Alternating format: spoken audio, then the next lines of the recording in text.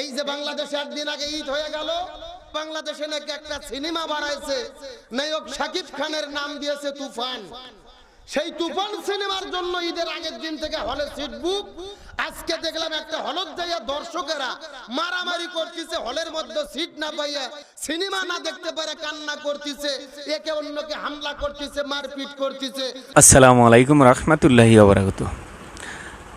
মাওলানা আব্দুল সালাম সে আজকে একটি বয়ান করেছে, বয়ানটি আমি দেখলাম, আমার চোখে বলল।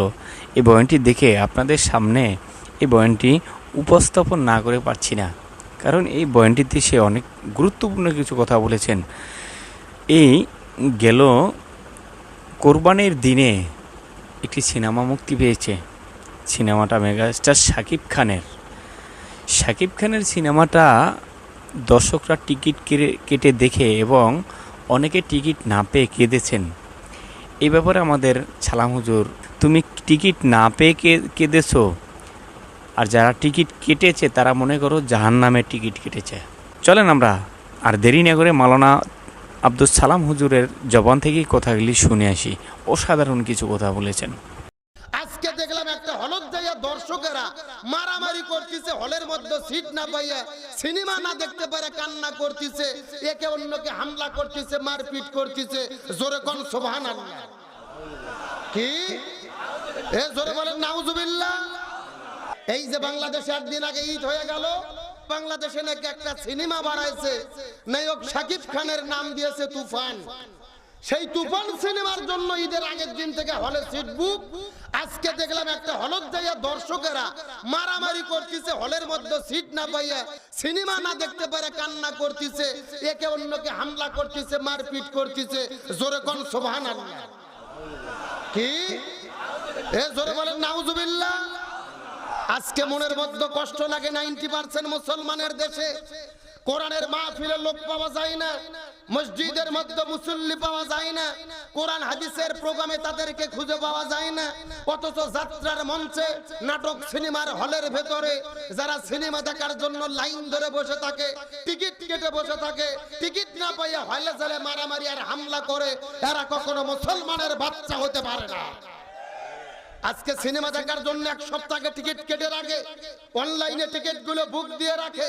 আমি বলতে চাই, এ যুবক, তুমি সিনেমা দেখার জন্য হলের টিকিট বুক দাও নাই, তুমি জাহান্নামে যাওয়ার জন্য টিকিট বুক করেছো। আরো ধরে বলেন না কেন? সবাই জানে নাটক মিথ্যা, সিনেমা মিথ্যা, সবকিছু অভিনয় হলো ভুয়া, এগুলো বানানো মিথ্যা কল্প কাহিনী, যেগুলো আল্লাহ তাআলা কোরআনের মধ্যে হারাম করেছে, যেখানে অশ্লীল নাচানাচি, অশ্লীল নৃত্য, অশ্লীল গান বাজনা, ওই জায়গার জন্য যারা পাগল হয়, কোরআনের প্রতি যাদের মহব্বত থাকে না, এরা নামে মুসলমান হতে পারে, এদের ইমানের দাম আল্লাহর কাছে চারে না পয়সা নাই। এক যুবক আবার বলতেছে, আমি জীবনে সিনেমা দেখি না, এখন তাল মিলাতে যাই সিনেমা দেখেছি। মানে ও নাকি তাল মিলাতে যায় সিনেমা দেখেছে। তুমি তাল মিলাতে যাই সিনেমা দেখোনি, তুমি তাল মিলাতে গিয়ে ঈমানকে বিক্রি করেছো। এই জন্য যুবকদেরকে বলতে চাই, শাকিব খানের পিছনে ঘুরো না, নায়ক নায়িকার পিছনে ঘুরো না। লাকাদ কানা লাকুম ফি রাসূলিল্লাহি উসওয়াতুন হাসানা। তুমি যদি সফল হতে চাও, তোমাদেরকে আমার রাসূলের আদর্শ গ্রহণ করতে হবে।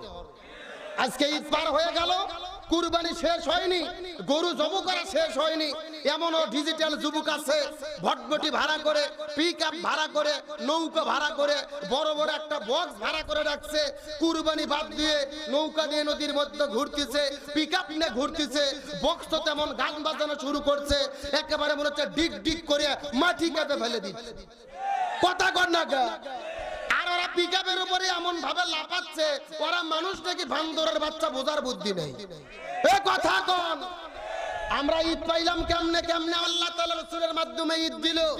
সেই ইতিহাস ভুলে গিয়ে আজকে যে ঈদের দিনে হযরত ইব্রাহিম আলাইহিস সালাম ইসমাঈলকে জবে করেছে, কুরবানি করেছে, ওই ঈদের দিনে যারা বক্স নিয়ে, নৌকা নিয়ে, পিকআপ ভ্যান নিয়ে ঘোরাঘুরি করতেছে, এদের মধ্যে যদি অনুভূতি থাকতো যে ওই দিন যদি আল্লাহ ইসমাঈলের জায়গায় দুম্বা কুরবানি কবুল না করতো, আজকে ঈদের দিনে তো আমার বাবা আমাদেরকে কুরবানি করতো।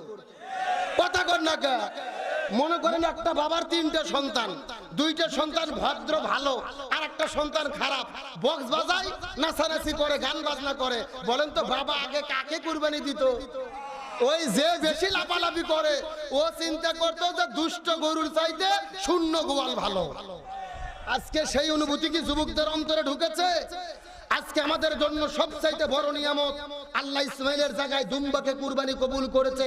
যদি না হতো আমি আমার সন্তানকে এই দিনে কুরবানি করতাম, আমার বাবা আমাকে কুরবানি করত। এই অনুভূতি যদি যুবকদের অন্তরে থাকতো, ঈদের দিনে নাচানাচি করতো না, বরং কান্না করে চোখের জলে ভাসিয়ে দিত। আমরা দোয়া করে আল্লাহ তাআলা যুব সমাজকে হেফাজত করুক, বলেন আমিন। আসেন আজকে আমরা যে সূরা থেকে আলোচনা করব, পবিত্র কোরআনুল কারীমের 29তম সূরা। সূরাটির নাম হলো সূরা আনকাবুত। জোরে বলেন নাম কি? আনকাবুত শব্দের অর্থ হলো মাকড়সা। এই সূরাটির উপর রয়েছে 60টি, আয়াতে কারিমা রয়েছে 69টি। এই সূরাটি নাজিল হয়েছে রাসূলের মক্কি জীবনের শেষের দিকে। আমরা জানি রাসূলের জীবনী হলো দুইটা, একটা হলো মক্কি জীবন আর একটা হলো মাদানী জীবন। মক্কি জীবন কাকে বলে? মক্কি জীবন মানে হলো ঘর বাড়ি ছাড়ার জীবন। মক্কি জীবন মানে হলো হাত হারানোর জীবন। মক্কি জীবন মানে হলো পা হারানোর জীবন। মক্কি জীবন মানে হলো জেলখানায় বন্দী হওয়ার জীবন। মক্কি জীবন মানে হলো প্রয়োজনে বাতিলের বিরুদ্ধে লড়াই করে জীবন দিয়ে শাহাদাত বরণ করার জীবন। এই সূরাটি নাজিলের প্রেক্ষাপট বা শানে নুজুল কি? আমার নবীজি যখন দ্বীনের দাওয়াত দেওয়া শুরু করলেন, সাহাবীরা একের পর এক কালেমা পড়ে পড়ে মুসলমান হওয়া শুরু করলেন। কিন্তু সাহাবীরা মুসলমান হওয়ার পরে বিপদের মধ্যে পড়েছে। সন্তান ইসলাম ধর্ম গ্রহণ করার কারণে বাবা সন্তানকে তেজ্য পুত্র করে বাড়ি থেকে বের করে দিয়েছে। ছোট ভাই ইসলাম ধর্ম গ্রহণ করার কারণে বড় ভাই ছোট ভাইকে গলা ধাক্কা দিয়ে বাড়ি থেকে বের করে দিয়েছে। কেউ বা ঘর হারা, কেউ বা বাড়ি হারা। আজকে আমরা মুসলমান, আমার বাবা মুসলমান, আমার দাদা ছিল মুসলমান, আর আমরা হয়েছি আগা কাটা মুসলমান। জোরগণ কি কাটা?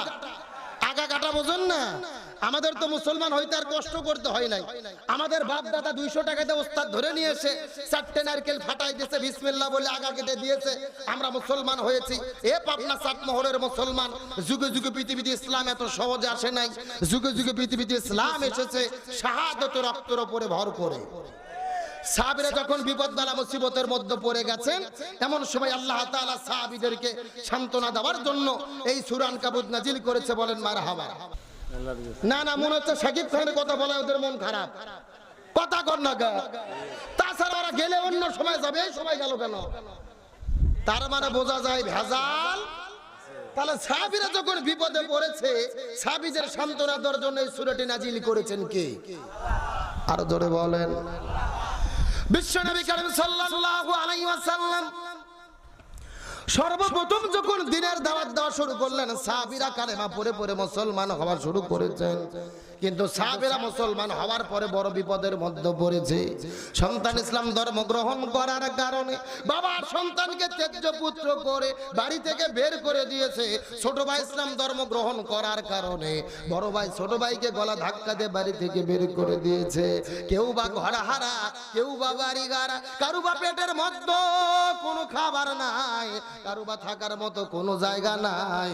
এমন কঠিন বিপদের ভেতরে আল্লাহ রাব্বুল আলামিন সাহাবীদের সান্ত্বনা দেওয়ার জন্য এই সূরা আনকাবুতটা নাজিল করে দিয়েছে।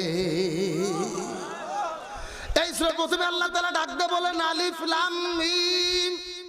এইগুলো হলেন হরফে মুকাত্তাদ, যার অর্থ একমাত্র আল্লাহ তাআলা ভালো জানে আর দুনিয়ার কেউ জানে।